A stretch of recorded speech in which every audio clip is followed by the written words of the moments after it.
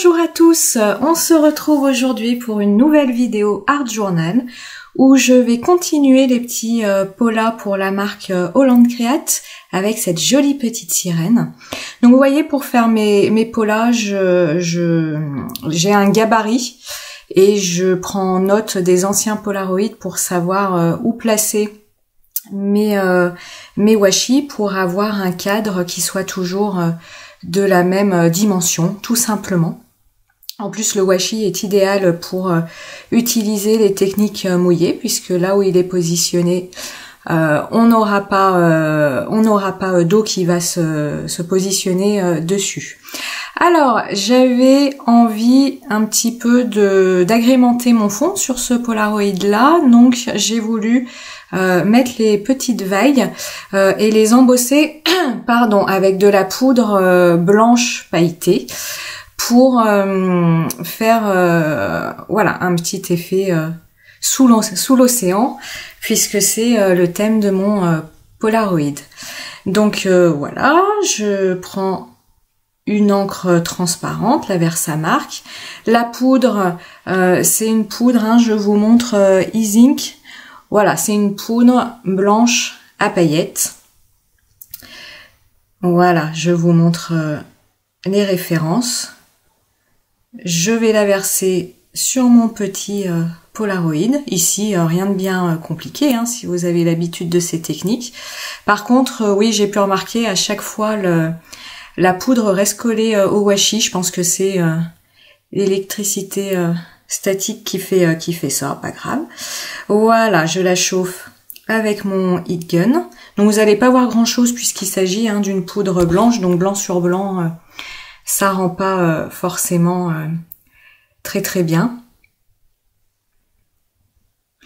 Faut un petit peu de temps, c'est pas très très long, hein, mais il faut un petit peu de temps. Alors allez pas de suite peindre sur votre poudre embossée. Une fois, j'ai fait l'erreur de vouloir tout de suite faire quelque chose dessus, et en fait la poudre était pas totalement sèche et ça a tout enlevé ou fait plutôt une grosse trace très disgracieuse. Donc voilà, là je vais remettre du washi tout autour pour faire mon cadre et pour cette fois-ci faire mon fond aux poudres aquarellables comme j'en ai eu l'habitude depuis le début de ce petit challenge.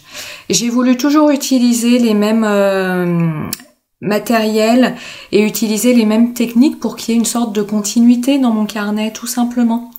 Hein, voilà, donc là je prends la page correspondante de mon carnet. Donc pour rappel, si vous n'avez pas vu mes autres vidéos, c'est un carnet à Neumul. Si on prononce bien comme ça, j'avoue je connais pas la prononciation. C'est un carnet qui a donc des pages en papier aquarelle, donc complètement idéal pour les techniques mouillées comme l'aquarelle. C'est un format paysage, un format A5.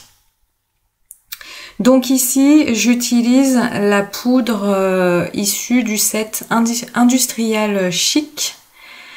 Et la référence, je l'ai plus en tête, c'est Time Till.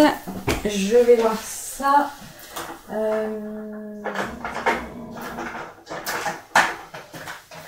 Voilà, je l'ai sous les yeux. Time Travel Till. Voilà. Qui est un mélange en fait de poudre bleu turquoise et vert. Vous le verrez mieux après sur les photos. Et toujours un petit peu, celle-ci c'est une poudre irisée. Et le côté irisé est de couleur dorée dans cette poudre-là. Donc moi ça me rappelle complètement les mers des Caraïbes, même si j'y suis jamais allée en photo. Donc voilà, je la trouvais idéale pour ce thème sous l'océan. Comme à chaque fois, je viens prélever l'excédent d'eau avec mon pinceau à la vie. Donc moi j'ai un pinceau à la vie de la marque Da Vinci, taille numéro 1 ici. C'est une toute petite taille de pinceau à la vie. Je ne sais pas si c'est même la plus petite. Je ne sais pas s'ils ont une taille 0. Mais en tout cas, la taille 1, c'est une taille très petite. Donc, pour enlever l'excédent d'eau, je mouille mon pinceau. Ensuite, je viens enlever l'eau de ce pinceau dans un papier absorbant pour que mon pinceau soit juste humide. Et après, en venant le mettre sur ma page, eh bien, il aspire l'excédent d'eau.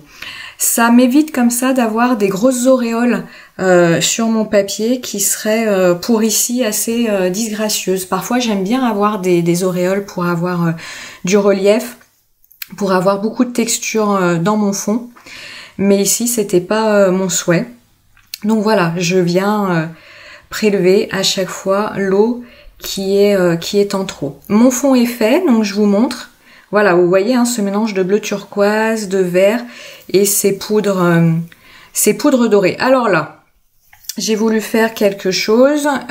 J'ai voulu ajouter de la peinture à paillettes, voilà, bleu turquoise, qui était en fait qui est dans les mêmes tons que la poudre aquarellable.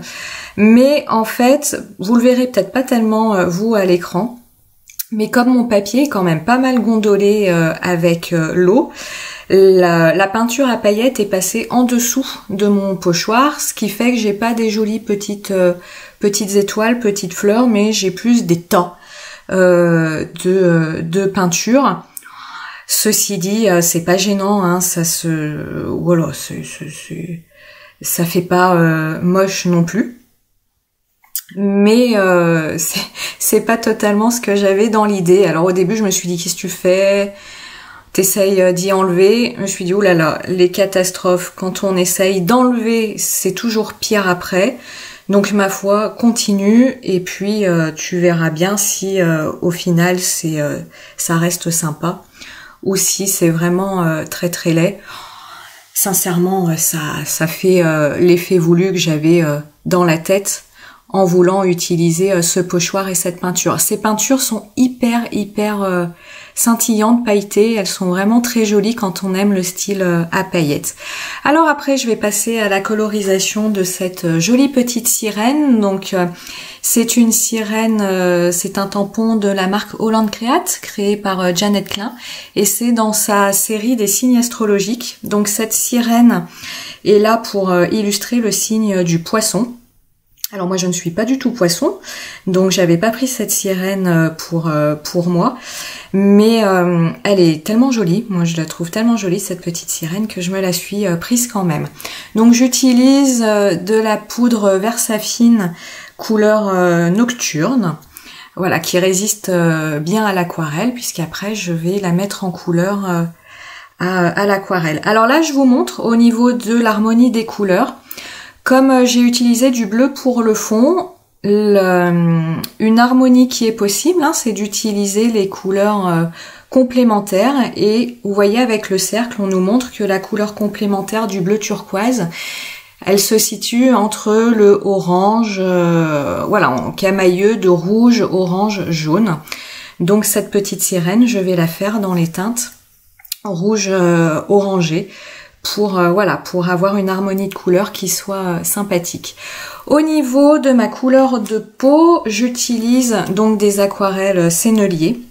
Et au niveau de la couleur de peau, j'utilise un mélange très dilué de jaune naples foncé et de rose de quinacridum. Après, pour les couleurs de peau, vous avez beaucoup de possibilités.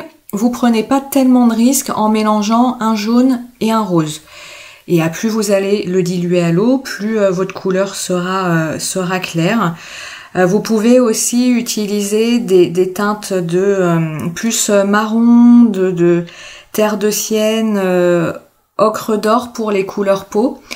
Après, veillez bien au niveau des mélanges d'utiliser des aquarelles qui sont constituées de peu de pigments. Vous savez, au niveau des aquarelles, au niveau de vos couleurs, vous verrez sur les tubes, vous avez des couleurs qui sont composées d'un seul pigment et des couleurs qui sont composées de 3-4 pigments. À plus vous allez mélanger des couleurs qui sont composées de beaucoup plus de pigments, à plus vous avez de risques de vous retrouver sur des couleurs qui vont tourner au marron et qui ne vont pas du tout être lumineuses, parce qu'en fait, à plus une couleur contient beaucoup de pigments, à moins elle est lumineuse, puisqu'elle est très très chargée en mélange, tout simplement. Donc moi sur mon nuancier, j'ai à chaque fois noté le nom de mes couleurs et j'ai à chaque fois noté le nombre de pigments dont chaque couleur est composée pour voilà, pour me dire quand je teste des mélanges, attention, si tu mélanges deux couleurs qui ont elles-mêmes trois pigments, tu vas tomber sur une couleur, on appelle ça les couleurs boueuses. Bah voilà, c'est ce que je vous montre là au niveau de la couleur de peau.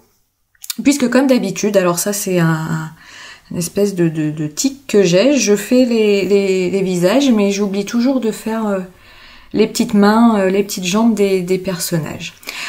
Alors, vous voyez, je prends garde à chaque fois de coloriser des parties qui ne sont pas proches au niveau de mon dessin pour éviter les fusions de couleurs malencontreuses. Donc là, j'ai fait en premier le visage, j'aurais pu faire les mains, mais comme d'habitude, j'oublie, je ne sais pas pourquoi.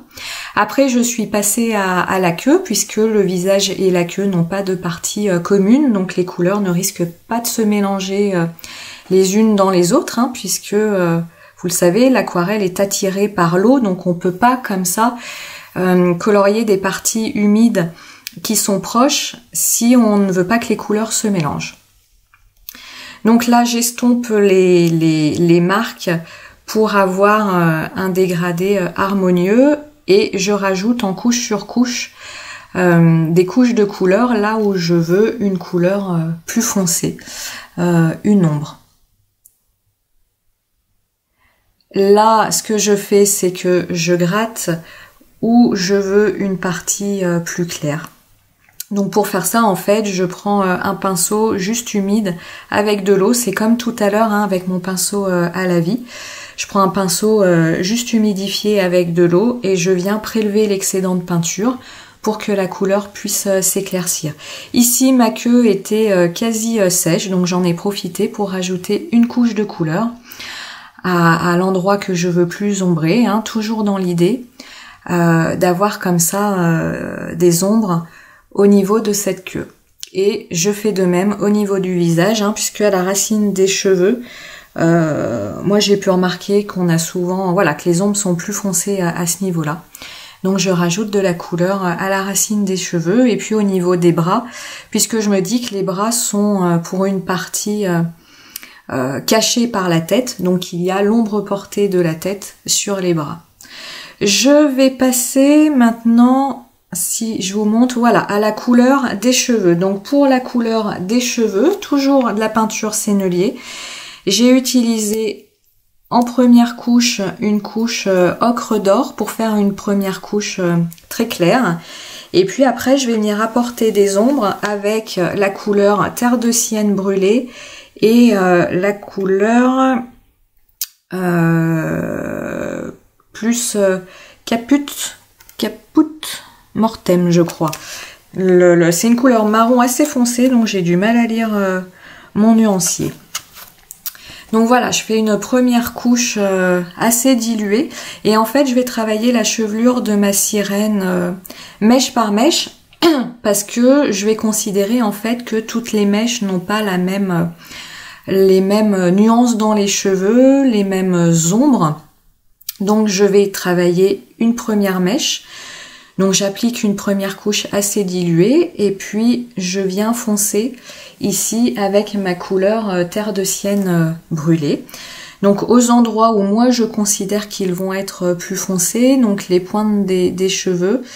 Et au niveau des arrondis, bah, j'estime que le côté bombé est plus clair que les creux. C'est pour ça que je viens appliquer en fait une couche plus foncée au niveau des creux et que je garde une couleur claire au niveau du bombé de la mèche. Et là je viens, voilà, rajouter une troisième couleur plus foncée pour accentuer l'ombré. Alors ça c'est propre à ma façon de coloriser, que ce soit au crayon de couleur, à l'aquarelle. J'aime bien les dégradés qui se voient, donc utiliser des couleurs qui sont dans la même gamme, hein. Là on reste dans des marrons, mais vous voyez entre l'ocre d'or et le caput mortem, on est quand même dans des couleurs voilà, où les teintes, on va passer du très clair au très foncé. Ça voilà, c'est mon petit mon petit truc à moi, mes petites habitudes. J'aime vraiment que les ombrés soient que ça se voit. Donc là, vous voyez, toujours la même chose. Je vais pas travailler au niveau de sa chevelure la seconde mèche. Je passe à la troisième, comme toujours dans l'idée de ne pas avoir de fusion malencontreuse. Et j'utilise toujours la même technique, hein, une couche bien dit, ma couche la plus claire en premier, que je viens après foncer. Je ne vous l'ai pas dit ici, mais pour coloriser, alors que je le retrouve, mon pinceau, ici j'utilise un Raphaël Précision, et je crois que c'est une taille 1 ou 2, pareil, c'est une toute petite taille, pour pouvoir faire les détails, hein, tout simplement. Puisque ici, utiliser un gros pinceau comme je fais le fond, un gros pinceau à la vie. Alors je vais pas dire que ce serait impossible, mais j'ai pas tenté parce que tout simplement la touffe du pinceau est énorme. Elle est déjà plus grosse que le visage de ma sirène. Donc évidemment, en utilisant que la pointe, on recouvre pas tout le visage, mais en fait comme les pinceaux à la vie sont là pour être énormément chargés en eau, bah, le risque que j'aurais c'est de déposer une énorme goutte sur ce visage et de ne pas pouvoir être précise. Pendant que mes mèches de cheveux sèchent, bah, je continue à travailler la queue de ma sirène. Alors je ne vous l'ai pas dit, pour la queue de ma sirène, j'ai utilisé toujours ici aquarelle sennelier, orange Saturne en base claire, et que je suis venue foncer avec du orange sennelier. Donc le plus clair c'est le orange Saturne et le plus foncé c'est le orange sennelier. Les petits poissons, pour coloriser les petits poissons, j'ai voulu rester dans la couleur de mon fond pour faire un rappel au niveau du turquoise. Et j'ai utilisé deux couleurs qui sont magnifiques, mais qui sont compliquées à travailler au niveau des mélanges. J'ai utilisé le vert turquoise et le turquoise de phthalo. Pourquoi ils sont compliqués à travailler au niveau des mélanges? Bah, toujours dans la même idée, le vert turquoise est composé de 4 pigments. Et si vous le mélangez avec une autre couleur, bah vous ferez le test, hein, si c'est des choses qui vous intéressent, l'aquarelle. Vous allez voir, il va vite perdre de sa luminosité. Le vert turquoise, c'est une couleur très très lumineuse chez Sennelier. Et si vous le mélangez avec une autre couleur, bah vous allez vous retrouver avec énormément de pigments dans votre couleur. Et du coup perdre sa luminosité, ce qui est dommage. Donc du coup j'ai utilisé en base ce vert turquoise et vraiment des petites touches de turquoise de phthalo. Alors ceci dit, les poissons sont tellement petits que j'ai laissé tomber l'idée de faire des ombrés au niveau des poissons. Mes mèches de cheveux sont sèches, donc je peux coloriser celles qui manquaient. Voilà, alors au niveau des ombres, je vais pas dire que c'est du hasard, mais je me dis, voilà, au niveau de l'implantation des cheveux, elle va être plus foncée. Donc je vais foncer ces zones, et au niveau de la mèche là que je travaille, j'imagine qu'il y a un bombé au-dessus. Donc pour moi, qui dit bombé dit zone plus claire. C'est pour ça que je garde le dessus plus clair et que je fais la base plus foncée. Et voilà, je veux essayer de donner l'illusion qu'elle n'a pas une masse pleine de cheveux, mais qu'elle a plusieurs mèches qui s'entremêlent. D'où, voilà, j'essaye de faire différents effets de lumière et d'ombre. Je refais la même chose pour la dernière mèche. Là, pas de souci que les couleurs puissent se mélanger puisque la mèche du dessus est sèche et la queue de ma sirène est sèche. Donc toujours la même idée. Hein, à la base des cheveux, je me dis qu'ils sont plus foncés et que le bombé des mèches va être plus clair.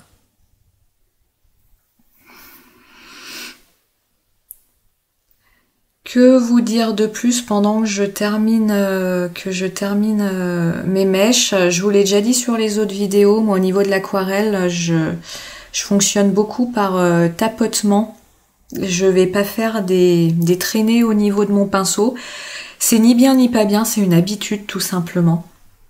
Je trouve que par tapotement, en fait, les fusions se font mieux que par ce que j'appelle une traînée de pinceau. J'ai eu l'habitude, en fait, quand j'ai suivi des formations à l'aquarelle, on nous a souvent montré, voilà, que pour ajouter des couleurs, le résultat était plus sympa par tapotement que par traînée, tout simplement parce que quand vous appliquez une couleur par tapotement, l'eau va se diriger naturellement là où elle doit aller, et ce qui donne un effet plus naturel que guidé par la main humaine, tout simplement.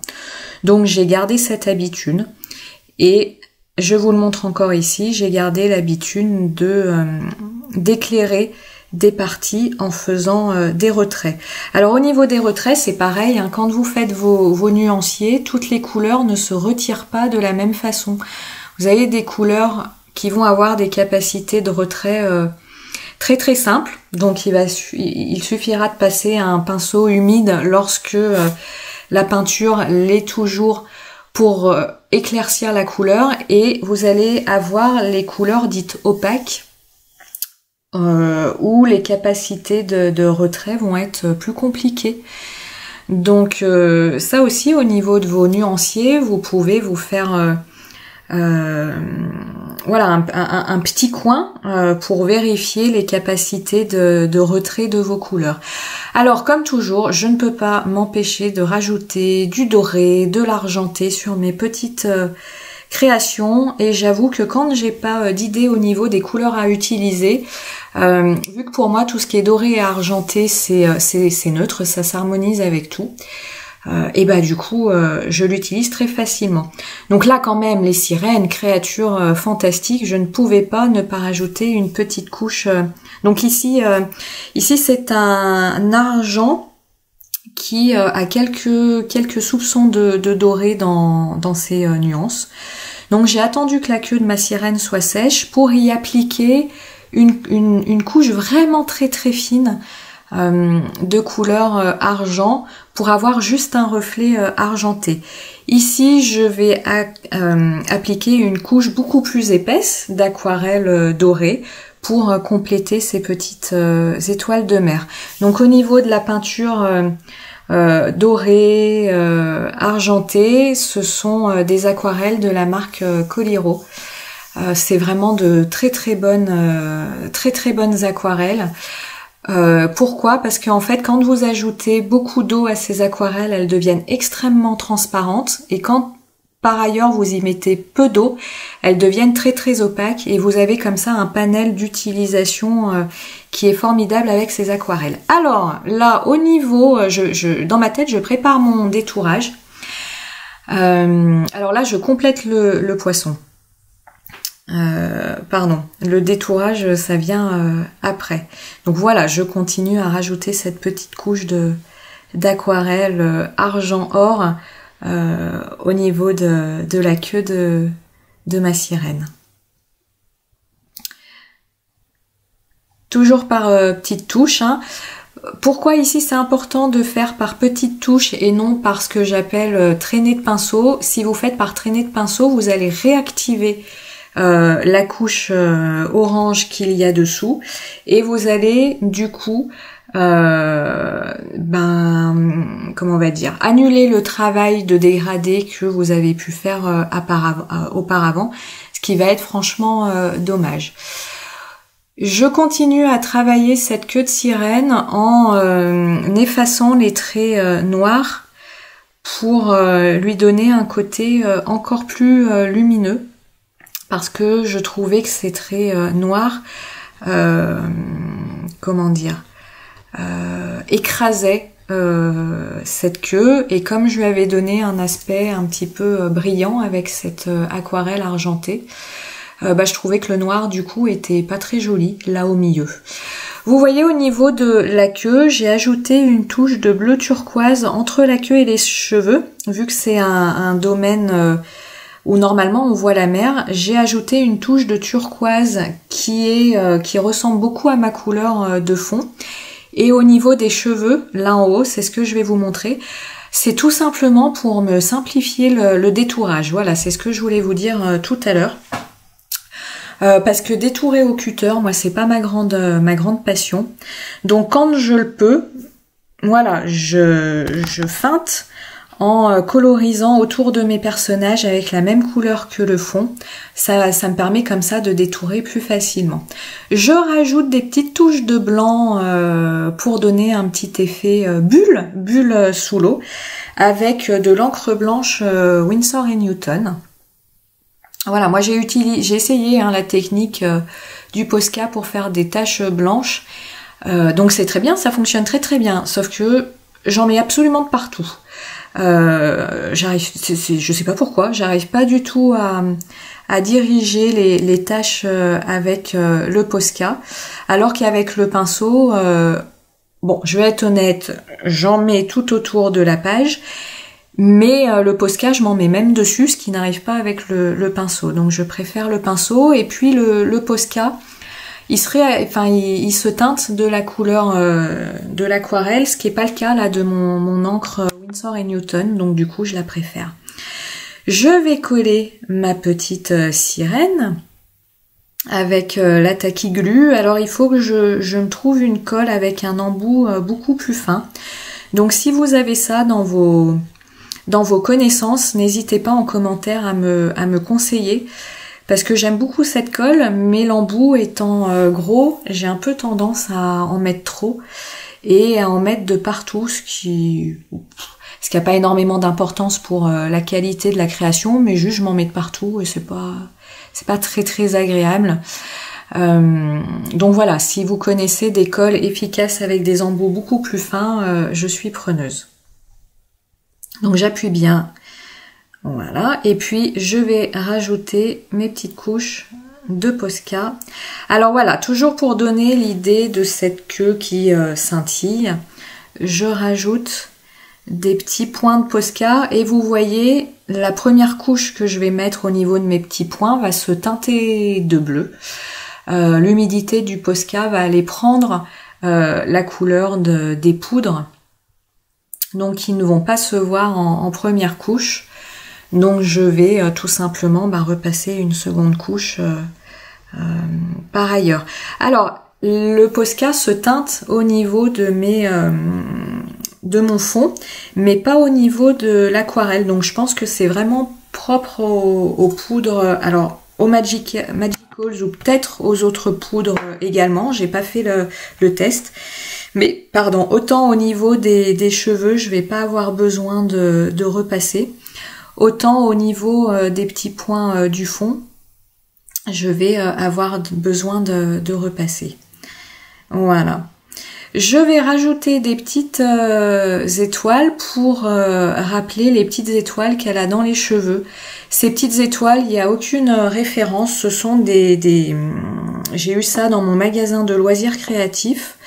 Alors il présentait ça comme décoration de table au moment des fêtes, mais bon, vous pouvez utiliser ça comme vous voulez. Il y en a de différentes tailles. Elles ont un côté avec des paillettes et un autre côté, celui que j'ai utilisé pour cette création, un côté doré tout simple. Donc je vais plutôt mettre 3 étoiles puisque comme beaucoup, je trouve ça plus harmonieux de retomber sur un chiffre impair que sur un chiffre pair. Donc je vais mettre 3 étoiles. Alors là sur l'embossage d'éveil, ça colle moyennement. Maintenant elle est collée, elle bouge plus, mais il faut un petit peu insister pour qu'elle puisse se coller, ce qui n'est pas le cas sur ma partie aquarellée. Là ça va tout seul. Vous le verrez pas dans la vidéo, mais j'ai aussi rajouté quelques étoiles sur mon fond pour harmoniser, toujours pareil, pour faire des petits rappels au niveau du fond et du Polaroid. Je marque mon titre sous l'océan, voilà, avec un feutre noir, je sais plus c'est lequel, celui-ci, et je l'ai pas devant les yeux pour vous donner la référence, mais je vous le donne dans mes autres vidéos. Je vais coller mon petit Polaroid sur mon fond.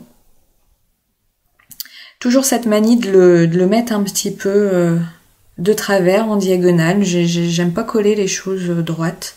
Bon, c'est pareil, hein, c'est mes petites manies personnelles. Voilà. Toujours ma taquiglue. Hop. On appuie bien. Donc d'habitude, je mets, je vous l'ai déjà dit dans d'autres vidéos, je mets un poids sur mon Polaroid pour que ça colle bien. Mais là, pour la vidéo, je ne le fais pas.